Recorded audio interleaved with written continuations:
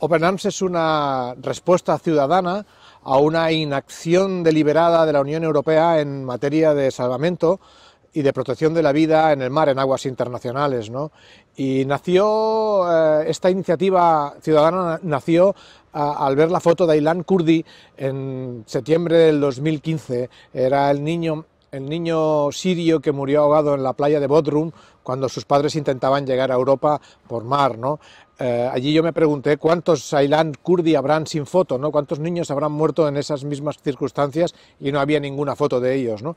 Y bueno, nuestro trabajo, nuestra profesión es la de salvar vidas, socorristas, en las playas españolas, y así que una vez finalizada la temporada de salvamento en las playas españolas decidimos echar una mano allí donde realmente hacía falta, ¿no? Porque aquí ya no, pero veíamos que en las costas de Grecia posiblemente habían otros Aylan Kurdi que iban a morir o que podían morir, y si podíamos echar una mano lo íbamos a hacer, y así se puso en marcha esta iniciativa, que no fue más que unos ciudadanos con una formación especial en salvamento que fueron a ayudar. Esta organización se fundó en el 2015 y tiene 3 embarcaciones. Trabajamos en algún país de origen, como en Senegal, hemos hecho cosas en Ghana, y hacemos sensibilización en las escuelas, y hay 3 embarcaciones, 3 barcos, en total somos menos de 50 empleados, ¿no? Y cientos de voluntarios, ¿no? Entre 400 y 500 voluntarios, y hemos hecho 88 misiones, 89 misiones.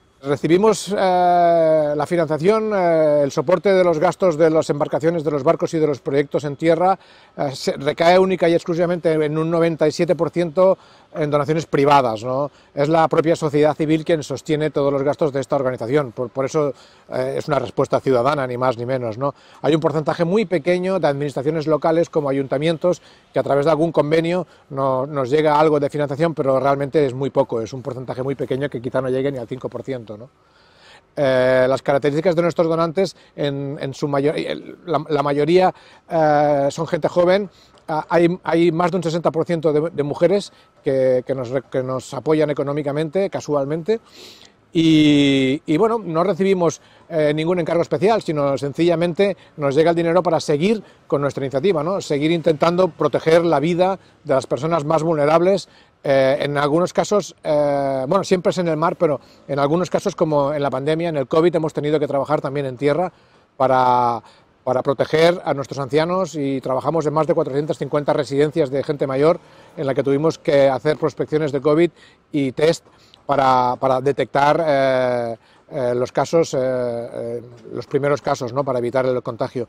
Más que nada, somos una organización que responde inmediatamente a cualquier emergencia que pueda ocurrir, ¿no? Durante la pandemia no solamente estuvimos trabajando con las residencias y con la gente mayor para la detección precoz de los COVID, de las infecciones, sino también hicimos vuelos humanitarios. Hemos llevado 30 toneladas de oxígeno, de equipos de respiración, de respiradores y acumuladores a Bangalore, a la India, en el momento más importante de la pandemia, ¿no? En el punto más importante de la pandemia.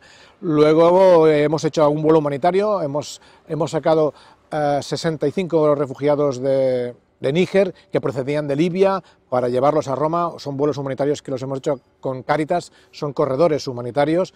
Y también hicimos ayuda humanitaria en Madagascar, en la hambruna que hay en el sur de la isla, y en Cabo Delgado, ¿no? Enviamos 28 toneladas de comida a Cabo Delgado para la hambruna que también, de esa ofensiva militar que estaba sufriendo la población, y poco más, ¿no? Todo es con Cáritas lo que hemos hecho con los vuelos humanitarios, y esto es básicamente nuestra actuación en este 2021. En estos 6 años, Open Arms ha rescatado más de 62.000 personas. Hemos trabajado en el Egeo, en el Mediterráneo central, en la frontera sur española, en el mar de Alborán, y hemos estado monitorizando también llegadas en el Atlántico durante unos meses, ¿no? Podemos podemos decir que en estos 6 años no ha habido un descenso, sino se mantienen los flujos migratorios, no solamente se mantienen, sino que posiblemente puedan ir creciendo a medida de que la influencia del cambio climático se vaya perpetuando, ¿no? Lamentablemente, en un futuro no muy lejano, quizá en la próxima década y en la siguiente, más de 150 millones de personas tengan que desplazarse por motivos del cambio climático y mayoritariamente lo harán por mar, porque la militarización de fronteras y la construcción de muros dificultarán muchísimo el tránsito, así es que no creemos que esto vaya a ir a menos en las próximas décadas, ¿no? Las actuales políticas migratorias de la externalización de fronteras, de financiar a terceros países para que frenen la migración de forma ilegal y la inacción deliberada en aguas internacionales, pues han ocasionado que las organizaciones humanitarias tengan que responder ante esta necesidad y protejan la vida de esas personas en aguas internacionales, ¿no? Seguiremos estando y mientras sea necesaria nuestra intervención y mientras la Unión Europea o los países que conforman la Unión Europea no pongan los medios necesarios para ello. ¿Cuántas personas?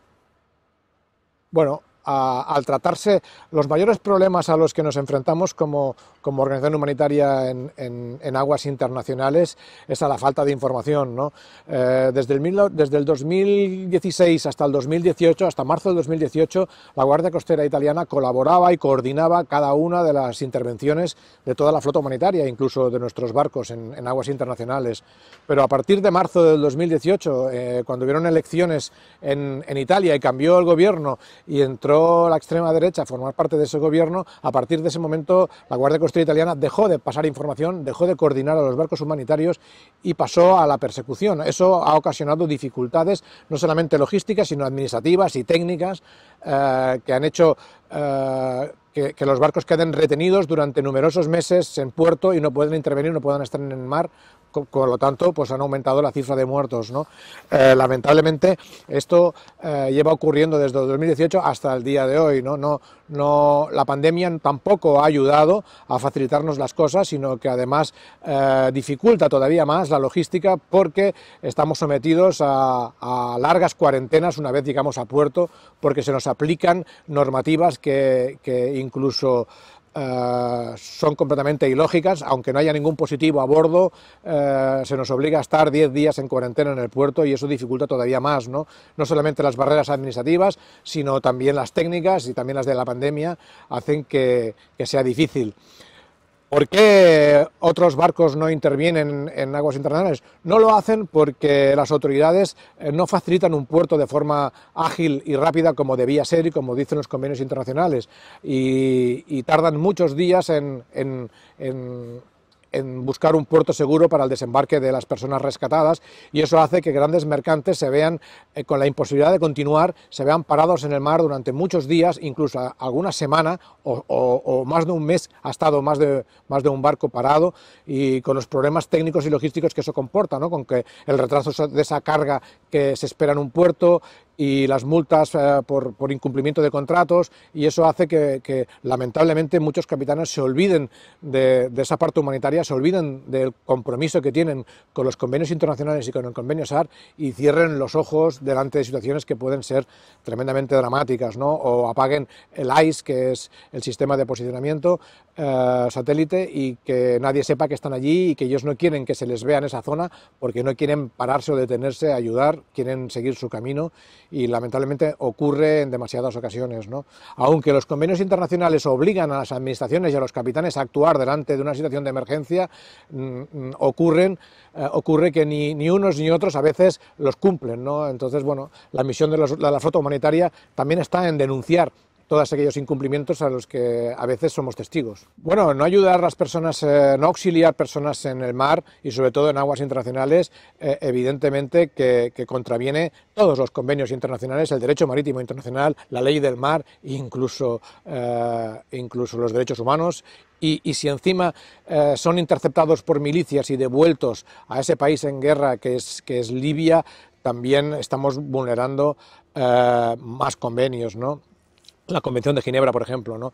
Así que actualmente, de forma reiterada y casi podríamos decir que a diario, se están vulnerando los convenios y el derecho marítimo internacional. Sí, evidentemente hemos denunciado secuestro, hemos denunciado amenazas, nos han disparado, han abandonado a supervivientes con vida en el mar, las milicias libias. También lo hemos denunciado, fue el rescate de Josefa, que fue denunciado por negación de auxilio. Hemos denunciado a capitanes que han hecho devoluciones en caliente a Libia, han devuelto a esas personas a un país en guerra. Incluso hemos facilitado documentación a la Fiscalía para que pueda proceder a estos enjuiciamientos. Incluso han habido sentencias inculpatorias a algunos capitanes, como por ejemplo en este último año, que cayó 1 año de cárcel a un capitán por devolver a la Guardia Costera Libia a las 117 personas que había rescatado.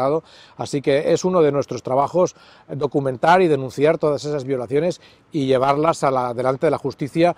También lo hemos hecho con el primer ministro italiano, que nos negó de forma reiterada el desembarco de personas que necesitaban asistencia médica urgente, y ahora mismo pues está enjuiciado en un caso abierto. Así es que no dejaremos de utilizar todas las vías legales posibles para denunciar todos estos incumplimientos y vulneraciones de los derechos y de los convenios internacionales. Nunca se ha detenido a ningún miembro de nuestra organización. Hemos testificado en alguna ocasión porque se han cometido vulneraciones de los derechos. Se nos ha investigado a nosotros y a muchísimas organizaciones humanitarias, pero jamás se ha llevado a cabo ninguna acción legal contra nosotros, porque todas han sido desestimadas. Cualquier acusación que se ha podido hacer, tanto en medios de comunicación como en algún caso algún fiscal que ha intentado investigar en Italia, todo ha sido desestimado reiteradamente, una detrás de otra. Sí que hay miembros de esa Guardia Costera libia encarcelados por tráfico de personas, ¿no? Pero no hay ningún miembro de ninguna organización ahora mismo que esté encarcelado ni enjuiciado, ¿no? Un Estado fallido como Libia, que tiene 3 grupos armados que se autoproclaman un gobierno legítimo, un Estado fallido que está gobernado por diferentes milicias que tienen el control de algunas ciudades, no puede tener una guardia costera, no puede tener un cuerpo de la Guardia Costera ni un sistema judicial que pueda defender los derechos de sus habitantes, ¿no? Así es que estas milicias mal llamadas guardacostas actúan de forma impune, vulnerando absolutamente todos los convenios internacionales, persiguiendo e interceptando a las pateras en aguas internacionales y devolviendo contra su voluntad y por la fuerza a las personas rescatadas, las llevan otra vez a ese país que está en guerra, y ahí son sometidos a todo tipo de vulneraciones, ¿no? Son retenidos en campos ilegales de detención, donde se masifican, donde no tienen la asistencia necesaria, ni sanitaria, ni siquiera alimenticia, donde se les tortura, se les extorsiona, se les viola e incluso se les llega a esclavizar, ¿no? No tenemos ninguna otra amenaza en el mar, en aguas internacionales, que no sea estas intervenciones violentas de estos grupos que, mal llamados guardacostas, intentan intimidar e intervenir incluso fuera de su jurisdicción, ¿no? Hemos desembarcado a personas rescatadas en varios países, lo hemos hecho en Grecia, lo hemos hecho en Malta, lo hemos hecho en Italia y también lo hemos hecho en España, ¿no?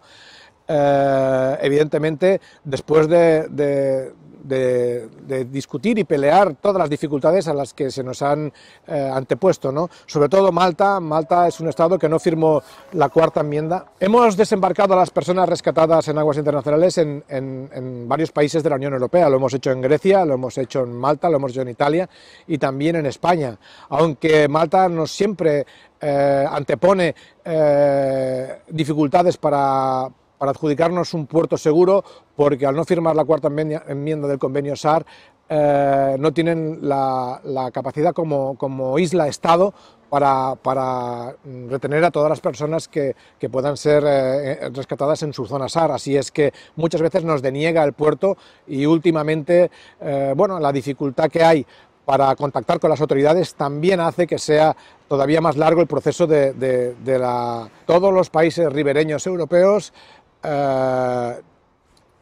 tienen como marco legal el derecho marítimo internacional y varios convenios internacionales, ¿no? Como el convenio SAR.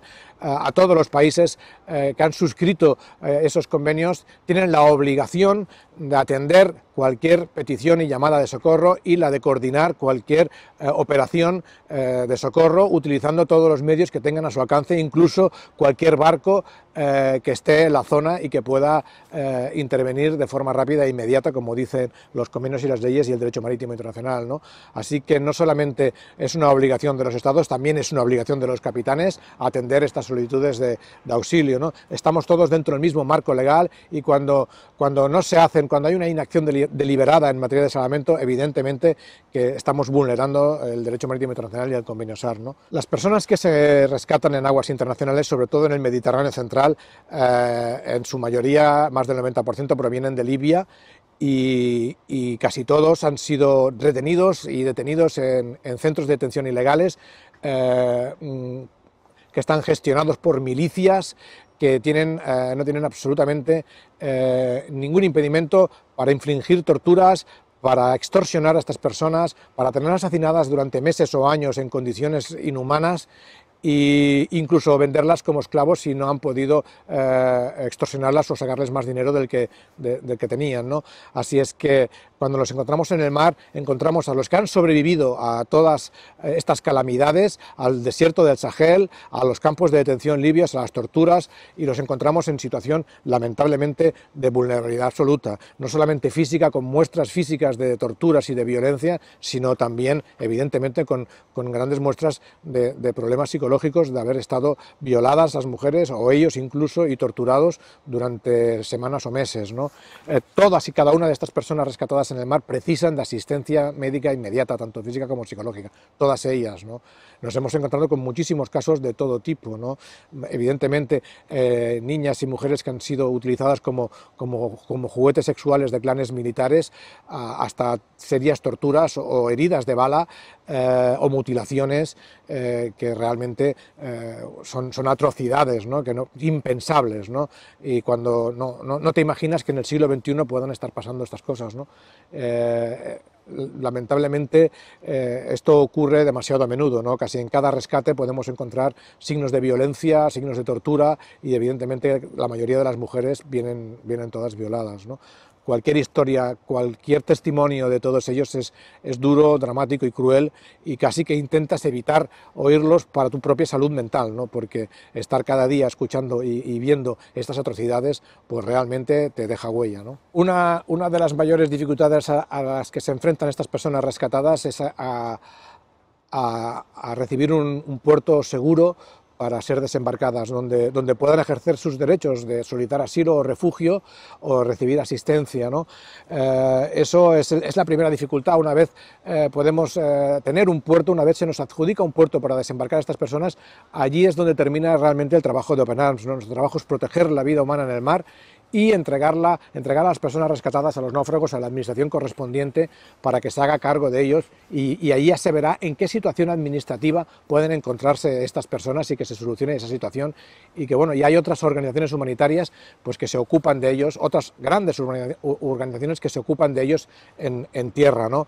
Nosotros ya una vez los entregamos nos desentendemos de esta situación, procedemos a adecuar el barco, a pasar evidentemente las durísimas inspecciones a las que nos somete la administración italiana, a toda la flota humanitaria, a aguantar las retenciones administrativas del barco si es que las hay, o las cuarentenas, y a pertrechar otra vez de nuevo el barco para salir, si se puede, a la siguiente misión y así sucesivamente mientras la embarcación aguante, mientras el barco aguante o mientras la tripulación tenga sus días de trabajo, ¿no?